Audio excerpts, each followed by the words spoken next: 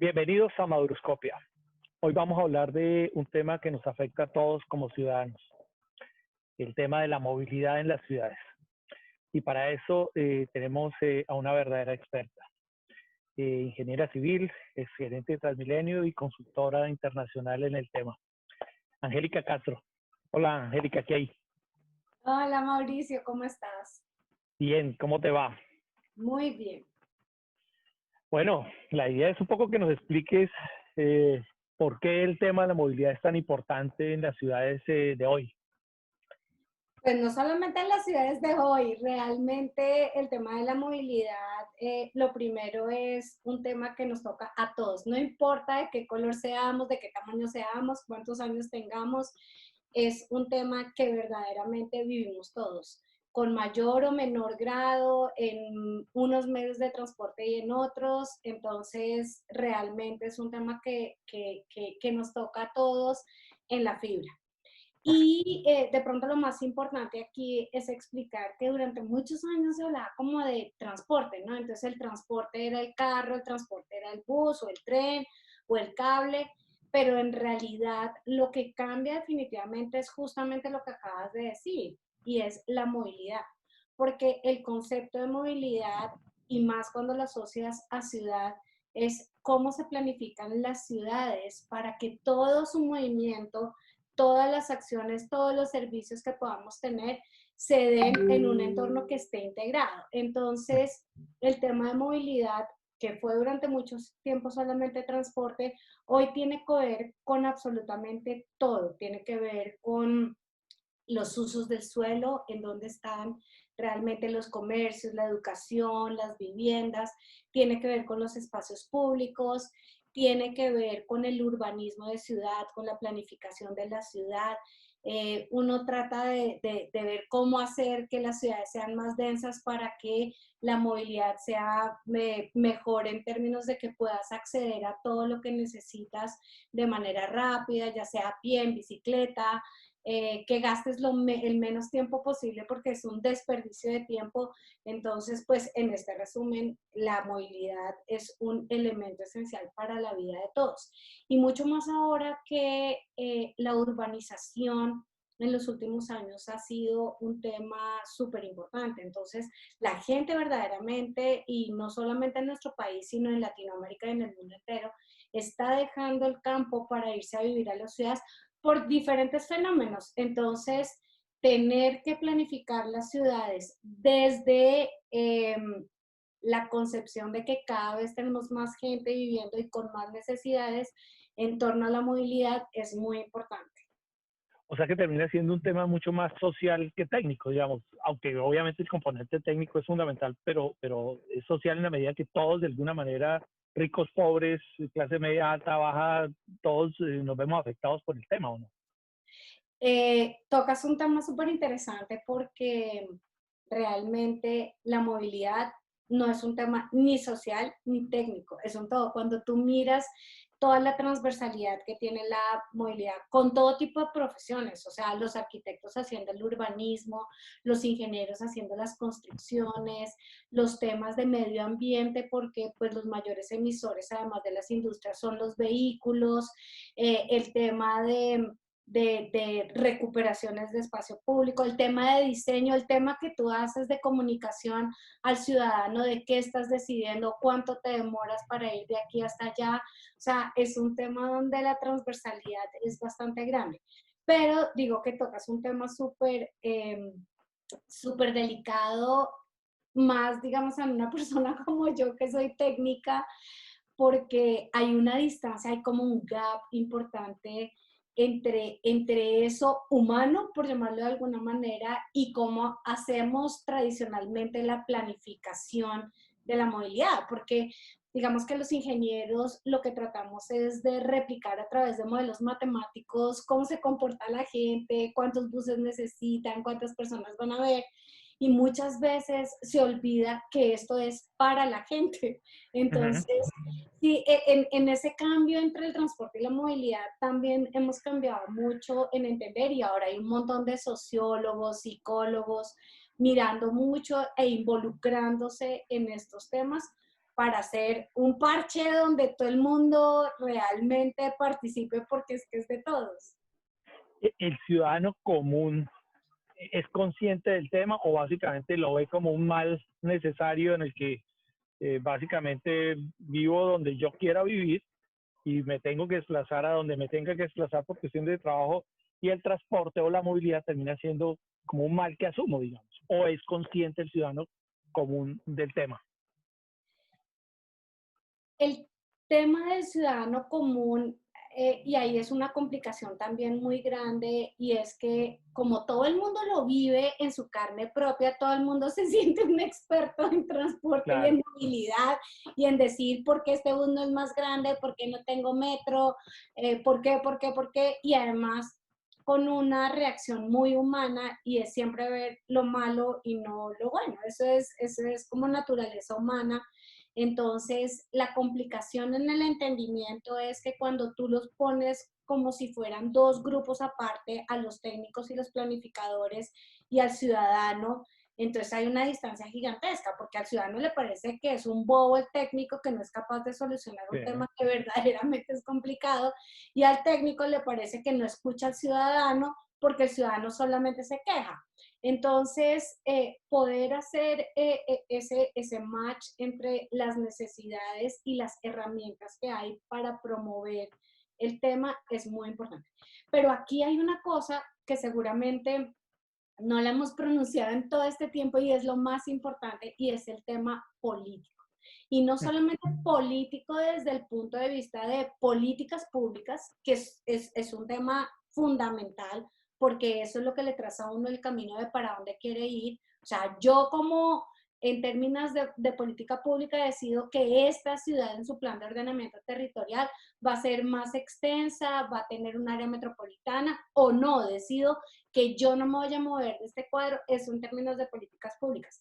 Pero en términos de la política, que es la persona que está al mando de la ciudad, también es un tema porque depende de él las decisiones. Hay gente, se ponen de moda y vemos la historia de Bogotá, o sea, tuvimos tranvía, tuvimos rieles y de todo, pero en la época de Mazuera que estamos hablando ahorita del tipo, pues estaban de moda los buses, entonces él decide pavimentar todas las calles por donde pasaba el tranvía y poner buses.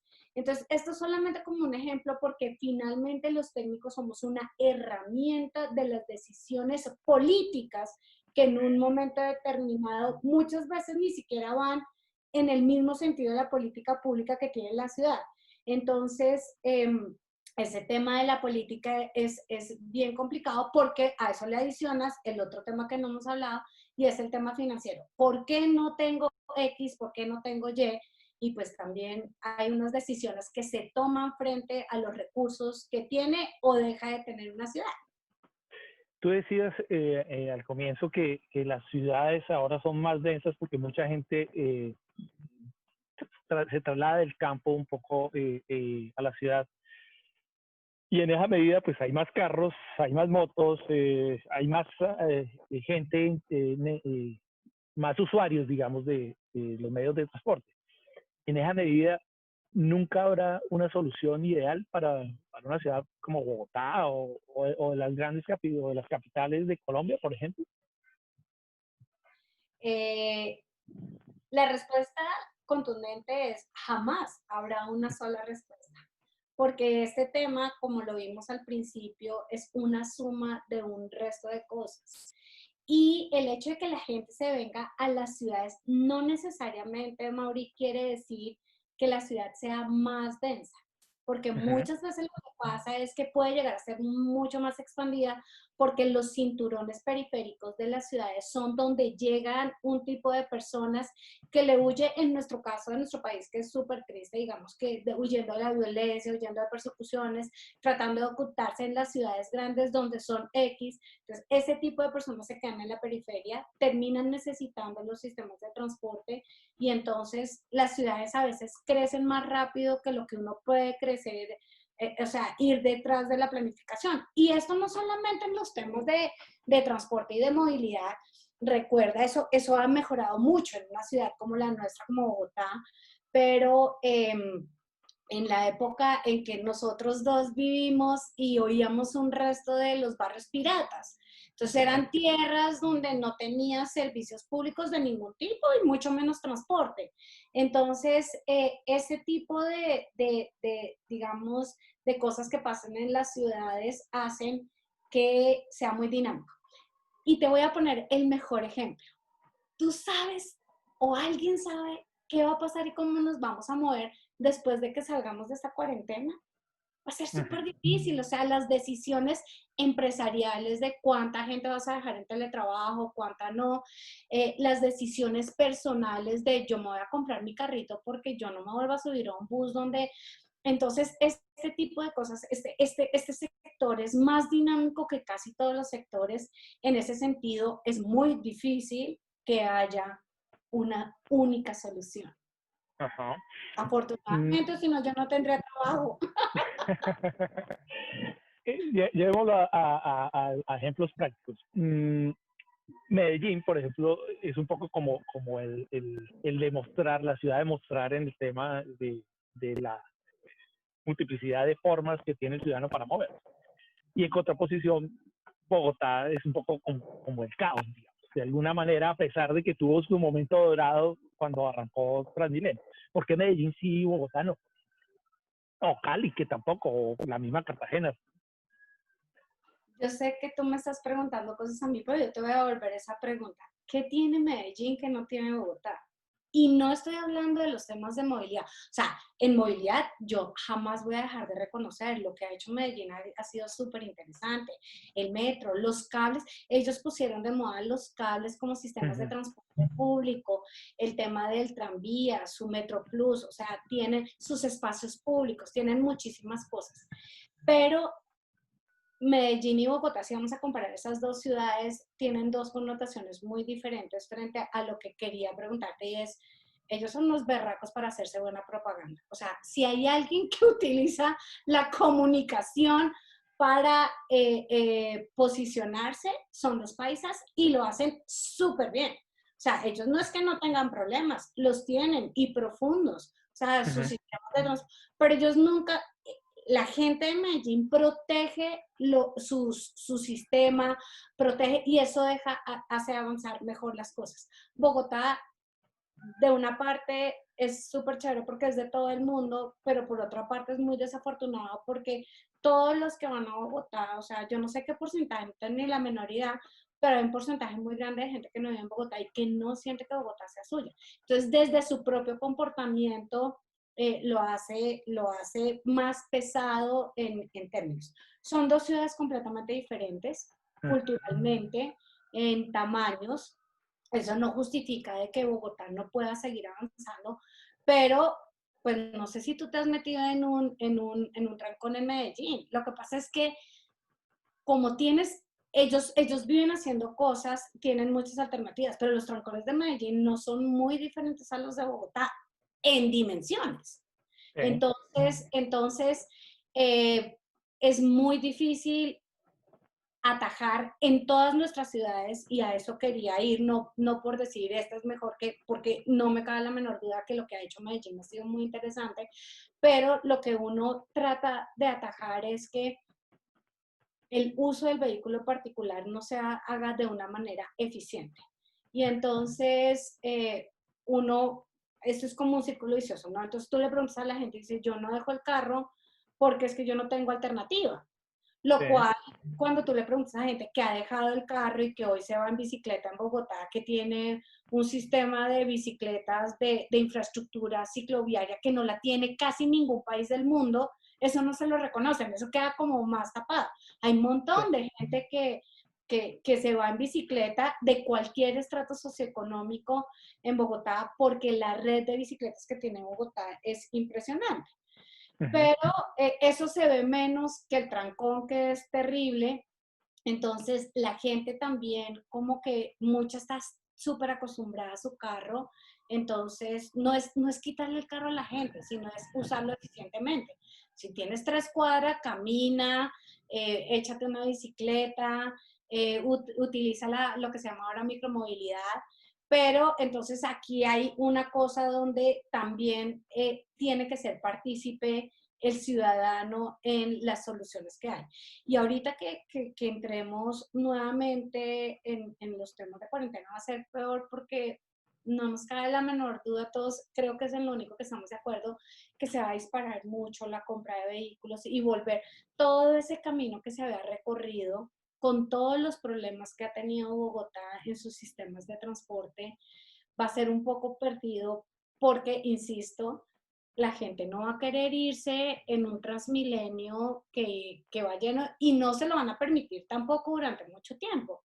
Entonces, pues, ¿cuál es la única alternativa que vas a tener? Mucha gente solo tendrá de alternativa irse en su carro particular. Sí. Entonces, digamos que todas estas cosas son difíciles en todas las ciudades, incluido Medellín. Ellos llevan un tema de política continuada súper interesante. O sea, el man que estuvo en el metro de Medellín como presidente duró 15 años de presidente. Eso nunca pasó, nunca ha pasado en una institución en Bogotá. Sí. Entonces, esto lo que hace es que no permite continuidad en las decisiones. Eh, los alcaldes, independientemente de que fueran de uno u otro partido, viste que Medellín y Antioquia en general se turnan gobernadores y alcaldes Sí. y ellos pueden ser y no estar de acuerdo en muchas cosas, pero en donde se tienen que poner de acuerdo, se ponen de acuerdo por la ciudad y por la región. Eso no pasa en Bogotá. O sea, esos bandazos de nosotros tener gobiernos de izquierda contra gobiernos, no voy a decir de derecha, voy a decir centro derecha y de todo, son conceptualmente muy diferentes. O sea, a mí me tocó vivir, eh, digamos, un cambio súper drástico. Yo quiero mucho a Luis Eduardo Garzón, que fue mi jefe cuando fui gerente general de Transmilenio, pero toda la gente a su alrededor quería matar a Transmilenio. Entonces fue un año entero que en lugar de hacer más, digamos, toda la programación de la red de Transmilenio, le dieron hasta con el balde por unos temas filosóficos y conceptuales de por qué los operadores privados eran los que tenían que tener ese negocio. Ajá. Entonces, ese tipo de concepciones filosóficas de administración de la ciudad con esos bandazos es hiper diferente entre los paisas y los bogotanos. Entonces, eso hace que los proyectos no puedan seguir con el ritmo que van, ¿no? Hablemos de metro. Yo desde que tengo uso de razón y creo que mis papás y tus papás han hablado del tema del metro en Bogotá. ¿Por qué nunca se ha podido hacer el metro? También yo creo que hay varios temas, pero fundamentalmente cuando tú ves la historia del metro de Bogotá es un tema político. Entonces Ajá. tú empieza efectivamente como a finales de los 40, principios de los 50, toda la historia del metro de Bogotá. Y entonces cuando el alcalde sí quería metro, el presidente no quería metro. Ese es un proyecto, a pesar de nosotros ser descentralizados, estos proyectos de transporte masivo siempre han tenido una No, combinación de recursos de la nación y recursos de la ciudad, hasta en Bogotá. Entonces, el presidente queda presidente porque era, porque había promovido el metro de Bogotá, porque ahí tenía, digamos que, un fortín político de voto político. con eso, y llegaba un alcalde, y en esa época que además lo nombró el mismo presidente, pero hubo muchas, digamos que discusiones. Entonces uno se pregunta, ay, pero ¿por qué Medellín se lo hizo? Porque Medellín, la ciudad de Medellín, y cogió la gobernación y dijeron, por encima de cualquier cosa lo vamos a hacer y lo hacemos nosotros solos. Y cuando se vieron colgados, pues ahí se volvieron A a pedir. finales de los 80 al gobierno nacional y les dijeron, oigan, no podemos, ayúdennos. Y pues ya a la mitad, yo me acuerdo de eso perfectamente porque trabajaba en Planeación Nacional. El análisis era, como una ciudad como Medellín la vamos a dejar con toda la infraestructura puesta y sin operar, que fue lo que pasó, por ejemplo, en Lima con Alan García, que quedó toda la infraestructura puesta y nunca rodaron los trenes. Entonces el gobierno nacional dijo, no, esto hay que hacerlo, y por eso sale la ley 86 del 89, que se llama la ley de metros, y ponen toda la plata allá. Y en Bogotá siguen discutiendo si se quieren, si no, y es cuando llega Peñalosa con una concepción súper clara de que a él, por diferentes razones, incluidos los recursos, no quería metro, y por eso hacemos todo un plan de red de transporte para buses, porque demostrábamos que con los mismos recursos que se hacían 30 kilómetros de metro y con esos 30 kilómetros tú servías como el 10% de la demanda de Bogotá, podías hacer casi 350 kilómetros, lo cual no fue al final así, pero podías hacer 4, 5, 6 veces más troncales con el mismo recurso, y su cobertura era del 40%. Entonces, es de esas concepciones y decisiones y de convicciones de que con la misma plata puedes hacer muchas más cosas en la ciudad. Y entonces, ¿por qué nos volvimos el mismo Peñalosa, digamos, que fue como o haya sido el papá de Transmilenio, de alguna manera echó para atrás y se embarcó en el tema del metro? Entonces, ¿y por qué el metro siempre ha estado como en un pedestal de modalidad de transporte en el que todo el mundo, todas las ciudades aspiran a tener un metro? Y entonces yo lo digo desde mi visión de ciudadano de pie. Venga, ¿y por qué tener metro y no tener un metro a medias y no tener el mejor sistema de Transmilenio del mundo, por ejemplo? ¿Por qué embarcarnos en el tema del metro? Porque hay un tema, y aquí empezamos como los temas técnicos, hay un tema de capacidad muy importante. Eh, la capacidad de un sistema de transporte se mide en el número de pasajeros por hora que pasan, digamos, por el mismo punto. Entonces, te voy a decir, el sitio más complicado de Bogotá, o sea, el sitio donde requieres mayor capacidad, es en la 72 con Caracas. ¿Qué significa eso? Que cuando tú te paras, bueno, en las condiciones normales, cuando tú te paras en la 72 con Caracas a las 7 de la mañana, en el sentido norte-sur, o sea, todo el mundo yendo hacia el centro, tú podrías contar más o menos 45,000 pasajeros hora en ese sentido. Entonces, si tú tienes la capacidad de que los buses son de 160 pasajeros o 240 y empiezas a sumar, pues son un montón de buses que tú los ves físicamente que están ahí. ¿Qué hizo Transmilenio? O sea, lo más maravilloso desde la perspectiva técnica, que el usuario de a pie, como tú dices, no se da No lo cuenta, es. fue inventarse un sistema que en buses fuera capaz de transportar a esa capacidad. Entonces, todos los corredores especializados o exclusivos hasta ese momento habían sido un corredor, un carril de ida y un carril de vuelta.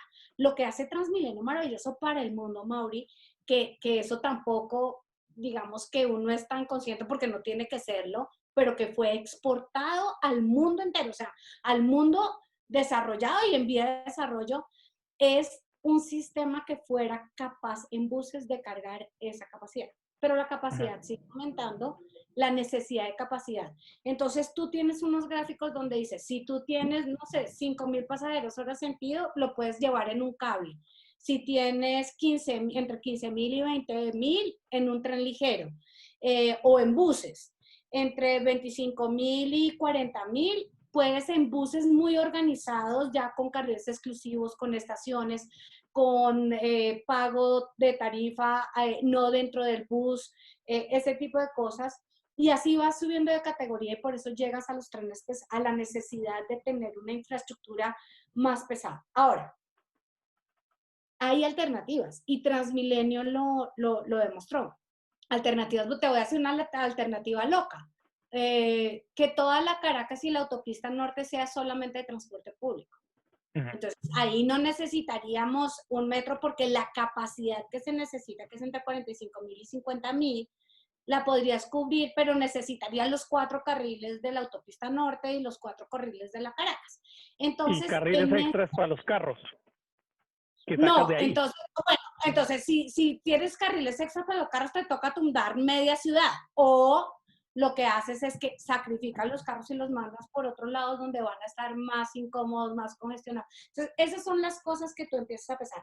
Lo otro es que efectivamente digamos, un kilómetro de metro pesado como el que estamos haciendo, elevado, pues vale 10 veces más que un kilómetro de vía exclusiva con ciertas... pero además el metro da modernidad, sofisticación, hay otros elementos adicionales, pero el elemento fundamental es la capacidad. Eso no es un poco Porque como el clase media que aspira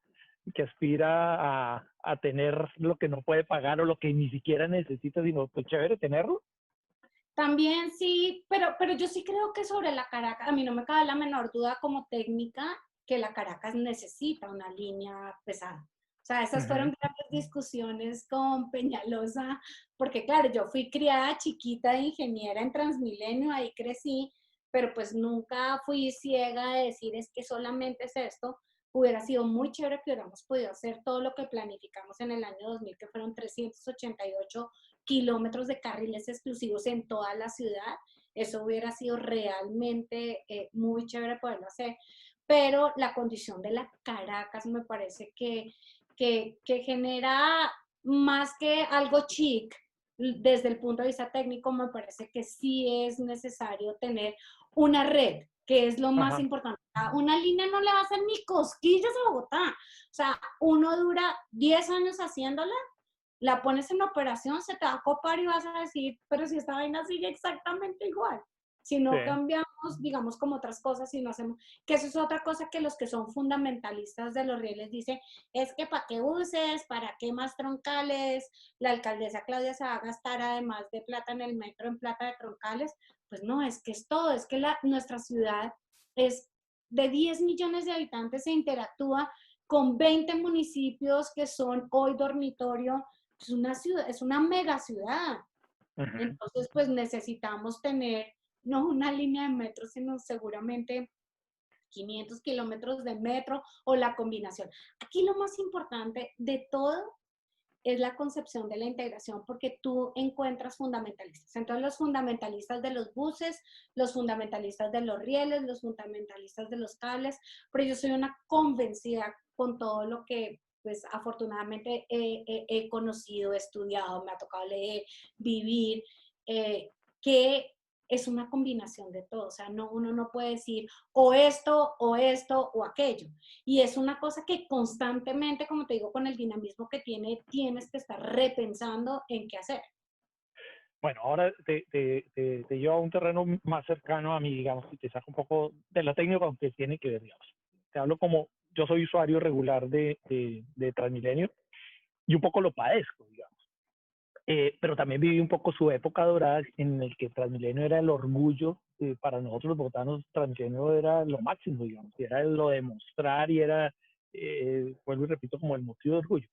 Pero en algún momento, y supongo que por todos los problemas técnicos que eso acarrea, la imagen y la percepción de Transmilenio se vino a pique, digamos, y la percepción general del usuario es que el sistema maltrata al ciudadano, voy mal, no importa que me lleve rápido, yo igual fui usuario de los buses naranja, que uno los llamaba los buses dietéticos, y había buses ejecutivos y eran igual de llenos.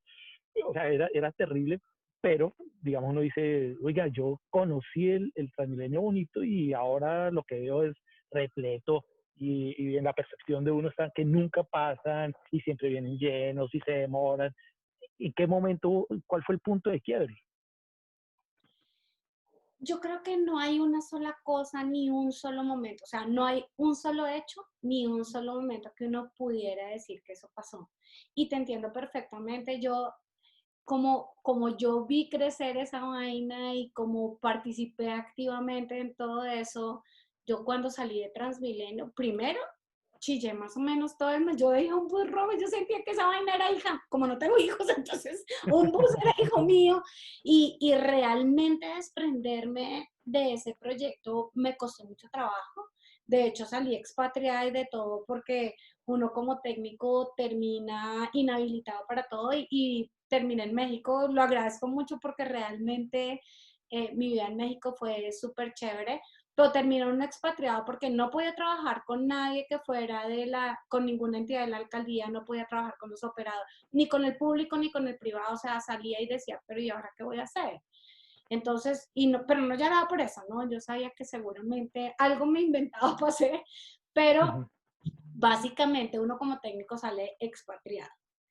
Y, y eso lo cuento porque realmente, como yo lo viví tan adentro, efectivamente, un día después de que regresé a Colombia, después de estar 4 años viviendo en México, y me fui a hacer un recorrido por un proyecto que tenía. Mauricio, te cuento que yo entré al portal del 80, que fue nuestro gran orgullo porque fue el primer portal que inauguramos. Vino gente de todas partes del mundo, lo hicimos divino con los mejores materiales, y encontrar ese portal vuelto nada, o sea, la infraestructura vuelta nada, y no solo por vejez, sino por falta de mantenimiento, realmente me dolió lo más profundo de mi corazón. Eso es solamente anecdótico para contarte que efectivamente entiendo lo que me estás diciendo, pero paso a decir que hay una suma de millones de cosas. Uno no puede decir ni que sea por una sola persona o por un solo hecho. Pero yo sí creo que hay varias cosas graves desde el principio. La primera, y sé que sí, espero, pues seguramente Peñalosa algún día me oirá diciendo esto porque no lo oculto, y creo, y es que hubo un gran error, digamos, de ese orgullo personal, de ese, ¿cómo se llama? Cuando uno es muy ¿Vanidad? de vanidad. Gracias por la palabra, porque es eso, hay mucho de vanidad.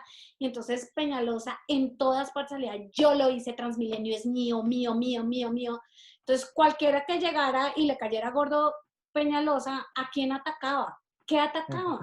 Y ahí es donde te digo que se suman las cosas, porque cuando llegan gobiernos, o sea, después de Peñalosa, de su primera alcaldía, llega Moco, su nombre, digamos que con muy conciliador y de todo, y él lo primero que hace, él mismo decía, era protejo los niños bonitos de Peñalosa, porque creyó que esos proyectos estaban bien hechos y dejó los mismos gerentes y de todo. Pero cuando llega Lucho hay un cambio radical en eso, y un ataque, como te decía, y de primerazo, atacar a lo que era peñalosista. O sea, Lucho cuando me nombra a mí gerente de Transmilenio, y no era ni siquiera Lucho, era todo su entorno, todos sus secretarios, cuando me nombra a mí, no le perdonaban su gente más cercana que hubiera nombrado una peñalosista en Transmilenio. O sea, eso fue una cosa súper absurda. Entonces,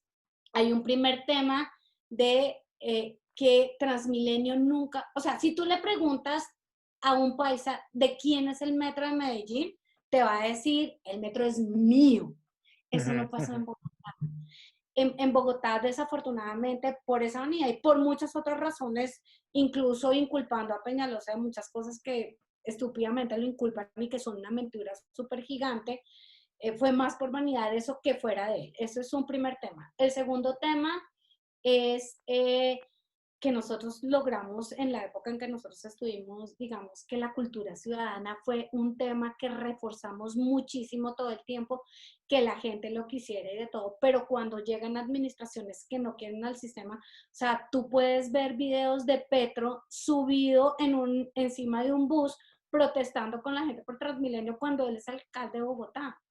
Entonces, eso envalentona a la gente para que se cuele, para que hayan vendedores ambulantes que ellos creían que no los tenías que sacar de las estaciones, para que la gente no pague y eso sea permitido porque pobrecitos no tienen con qué pagar. Y eso va deteriorando el sistema, y a su vez el hecho de que no vayas desarrollando las otras troncales y la otra organización del resto del transporte público en la concepción inicial y en la planificación, hacen que esos corredores se sigan copando y copando y copando cada vez de más gente, y tú no haces nada adicional. Los contratos de Transmilenio tenían que salir a nueva operación en el 2010, Mauricio. Y hasta ahorita están reemplazando los buses que sí. tenía que verse reemplazada en el 2010. Desde el 2007 no se hace una sola troncal de Transmilenio. Entonces, no hay sistema que aguante ese tipo de condiciones. En esa medida, ¿tiene salvación? Porque Sí, además no es solo Transmilenio, los sistemas de Cali tampoco funcionan, el de pero Barranquilla por cosas tampoco. diferentes, todos son por cosas diferentes. O sea, Ajá, ajá, uno, desafortunadamente, a todos eso se llama el Transmilenio de Cali, el Transmilenio de sí, Barranquilla, y eso también es fatal para Transmilenio de Bogotá, es fatal, sí, porque las condiciones de esos sistemas son diferentes. ajá, Bogotá sufre porque la gente no cae en el sistema.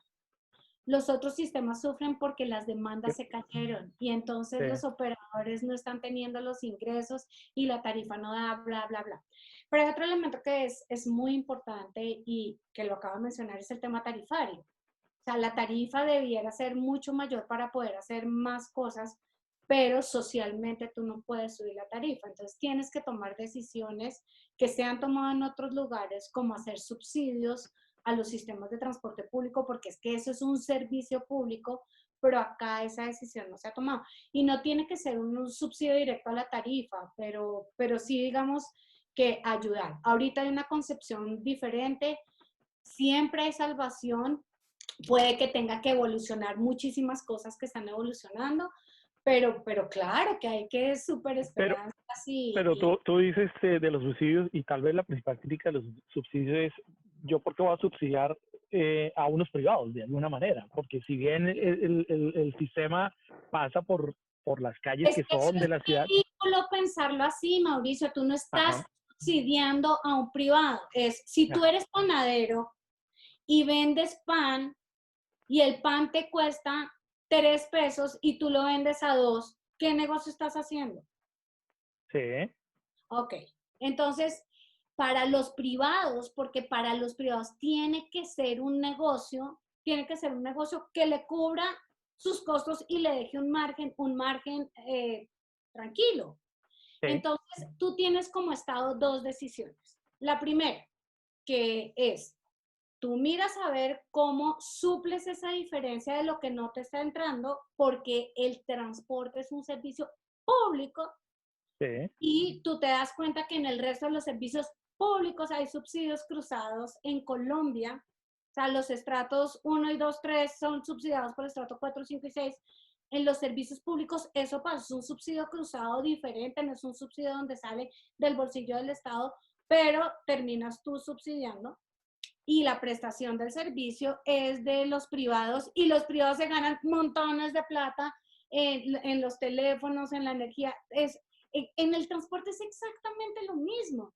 Es pero un entonces, negocio que tú puedes entregárselo a un privado o puedes dejarlo como Estado a tu administración y servicio.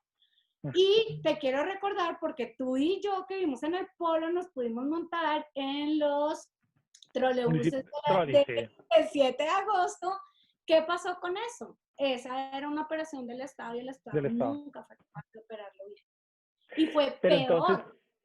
claro, pero entonces, digamos, entendiendo que todo lo que tú me dices estaba pasado dentro de una lógica técnica, digamos, porque el ciudadano no lo entiende. Entonces, ahí el problema finalmente no es del ciudadano, que es el que ve el bus lleno, sino es un problema de que de pronto no le han vendido bien esa idea y no le han hecho entender el por qué debe ser así, o por qué le deben subir la tarifa, o por qué el bus debe tener un sistema de horario, que no puede estar todo el tiempo el bus desocupado. Pero entonces, un poco, y eso es un poco haciendo abogado del diablo, y como usuario, el ciudadano lo único que ve es lo que yo te digo, el bus lleno o el bus que no pasa, pero porque es lo único que es palpable para él. El resto es, y lo digo con respeto, es como un grupo de técnicos gurús encerrados en una burbuja, que no le explican al ciudadano. Entonces, no, nosotros aquí le tiramos línea y hacemos lo mejor por el sistema, pero el ciudadano no lo ve. Entonces también ahí hay un problema de comunicación de lo técnico al ciudadano común y corriente, digamos. Sí, claro, indudablemente, pero pero yo quiero volver a dos cosas. La primera es que cuando tú vas a tu casa y levantas el switch y no tienes luz, tú no sabes exactamente en dónde está el cable XYZ, ni nadie te comunica que es que a ti te dicen, no, es que un transformador se jodió y, ay, perdón. y entonces tú dices, bueno, pero tú no tienes ni la menor idea ni que es un transformador ni nada. La diferencia entre el Pero no es agua de y la todos los días, energía, no es de todos los días que me va la luz. porque es que no, porque es otro tipo de servicio, es lo que es, Sí, allá era que quería llegar, es otro tipo de servicio y te junto esto con varias cosas, con que todo el mundo se cree experto en transporte porque sí. es una cosa que es más vivible, más palpable. Ahora, número dos, estoy completamente de acuerdo contigo que es muy difícil la comunicación y por eso cuando tú me dijiste lo de Medellín, yo te devolví la pregunta, tú que eres comunicador, porque indudablemente, seguramente Bogotá somos en muchas cosas mucho más malos para comunicar, para expresar, y la situación también es más difícil. O sea, si tú tienes a tu mismo gobierno diciéndote todo el tiempo, es que porque los privados tienen que ganar, porque tienen que ganar, pero tú eso nunca lo oyes de los que son los dueños de las empresas, bueno, tal vez de, ¿cómo se llama? El de, el de energía de Caribe, del Caribe. Sí,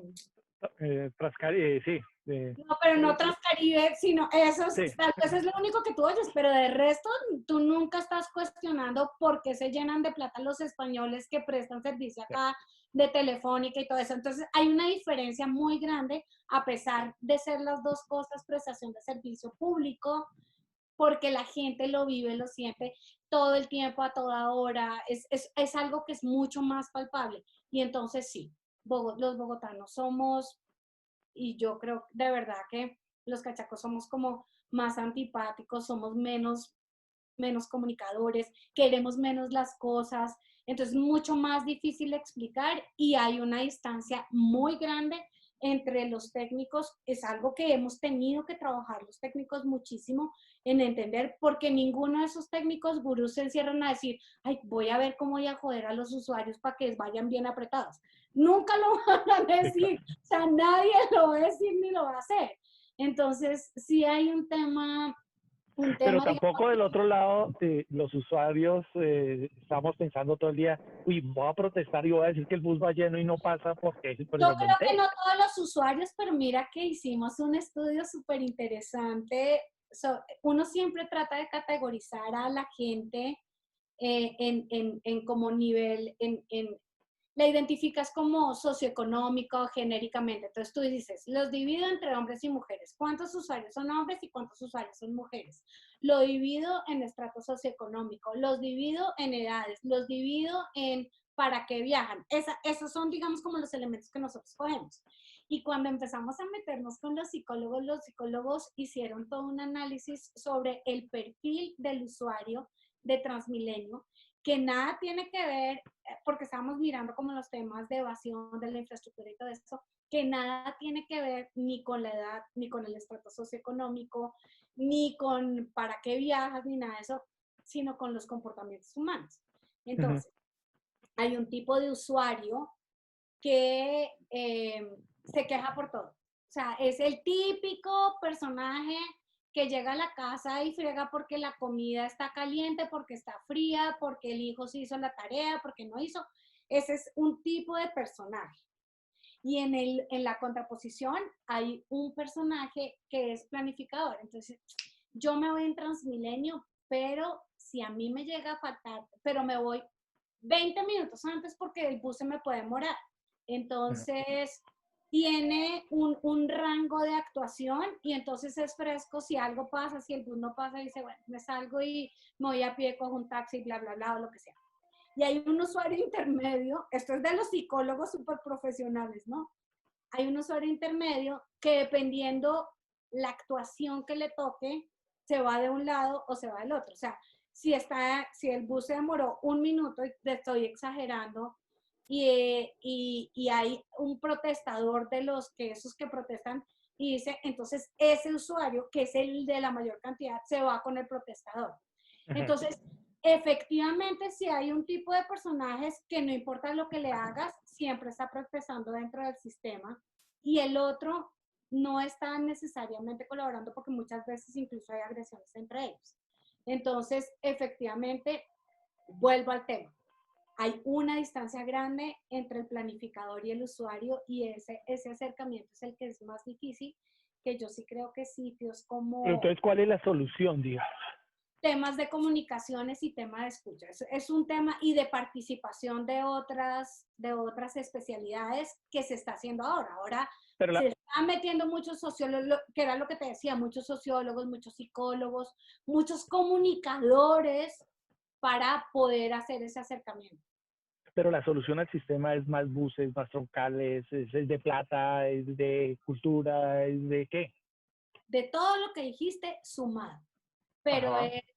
es de cambiar los buses que están ahora, que es lo que están haciendo en este momento. El SITP fue un descalabro súper tenaz, porque el SITP fue una esperanza que tuvimos, digamos, de que las cosas podían mejorar, no ser perfectas, pero que podrían mejorar.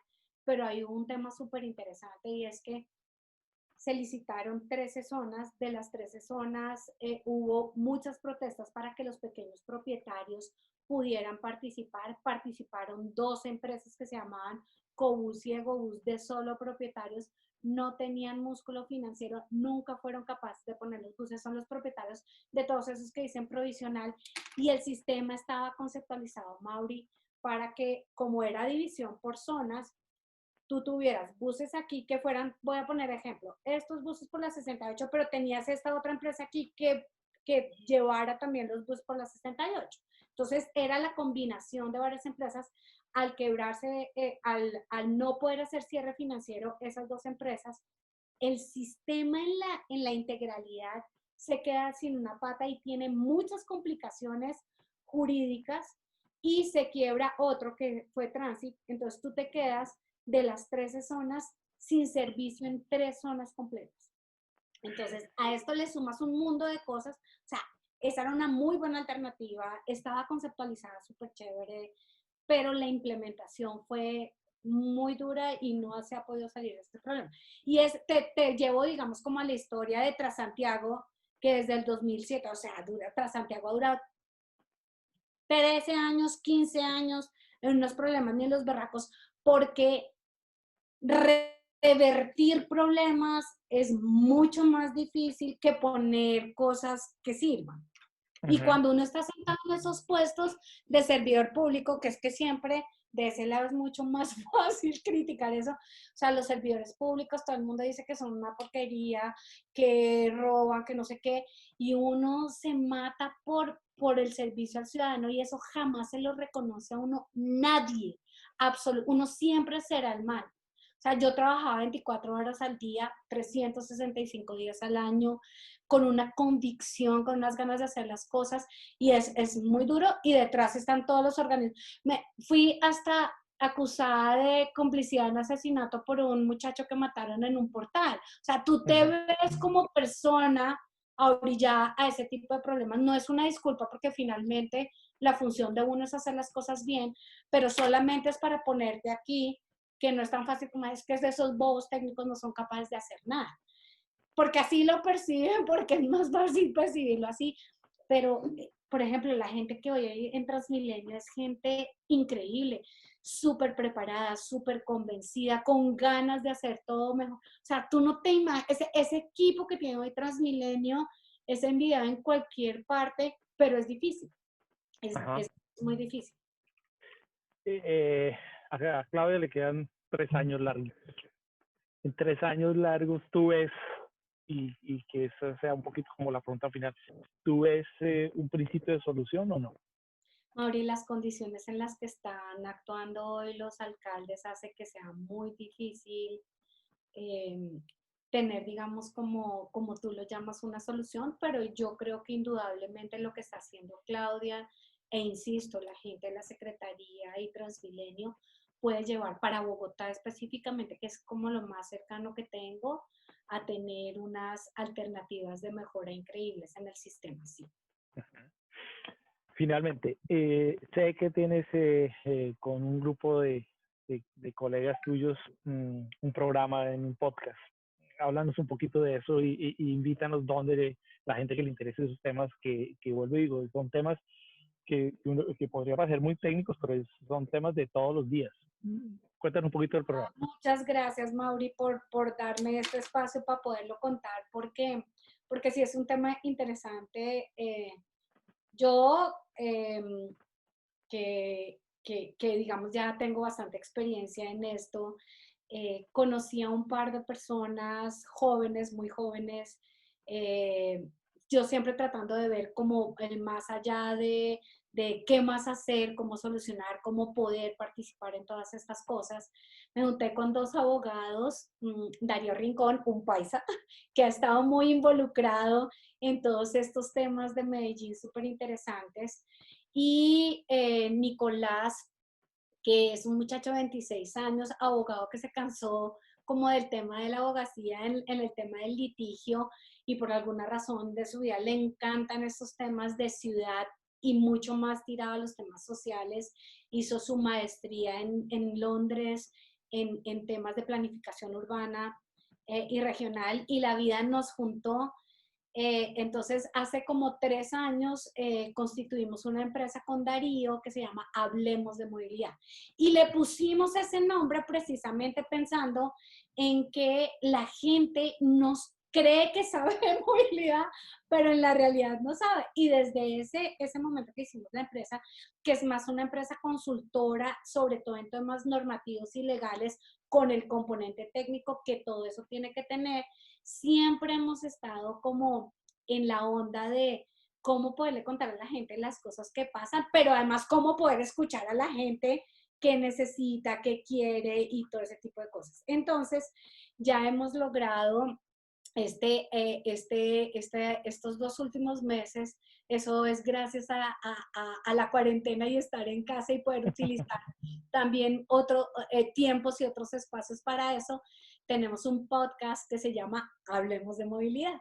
Y en Hablemos de Movilidad hemos empezado a contarle a la gente muchas de estas cosas, Mauri, que tú has preguntado aquí, que tienen explicación, estés o no de acuerdo de las explicaciones, se hayan cometido o no errores, pero sí, y es eso, es como deberíamos haberlo puesto una palabra que Nicola dice mucho, que es parchar. Oiga, Angie, me llama, Angie, parchemos un poquito. O sea, como hablemos de todo y escuchemos a todo el mundo. Entonces sí, los invitamos. Entiendo que está en Spotify, pero está en otras plataformas también, ¿o en la Y página de ustedes? está en Spotify, pero también está en Apple Podcast y Google Podcast. Sí. Bueno, entonces pues la invitación está ahí para que todos a los que les interesan estos temas los escuchen, les pregunten y aprendamos un poco, porque yo creo que así como los usuarios nos quejamos, tenemos también la obligación un poco de enterarnos y pasar de la opinión al argumento. Y entonces cuando yo me entero, puedo criticar y no al revés. Angie, gracias. Mauri, a ti muchísimas gracias. Súper chévere, y que me vuelvas a invitar y hablamos de otras Pero, cosas. pero claro, listo. Un abrazo. Ok, Un saludo a todos. un beso, que Chao. estén muy bien. Chao. Gracias.